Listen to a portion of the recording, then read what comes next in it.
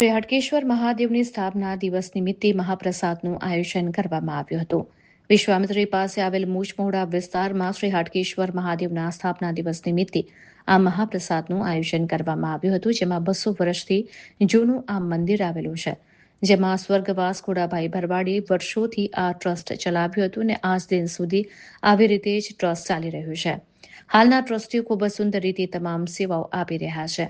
તો મંદિરને ખૂબ જ સુંદર રીતે સજાવટ કરવામાં આવ્યું હતું. આજરોજ ભૂપેન્દ્ર લાખાવાલા, મોહન ભરવાડ, વૈભવ મહેતા, સંજયભાઈ, કિશોરસિંહ, અર્ષિત ત્રિવેદી આ તમામ આ કાર્યક્રમમાં ઉપસ્થિત રહ્યા હતા.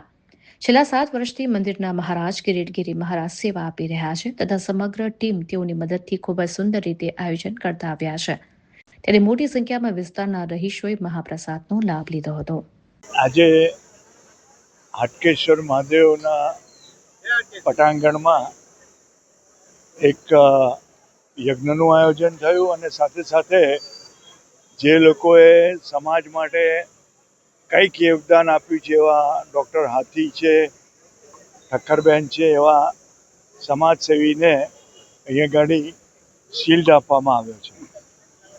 હાટકેશ્વર મહાદેવ 250 વર્ષ જૂનું મંદિર છે અને ખાસ કરીને નાગા સમાજના કુળ દેવતા છે.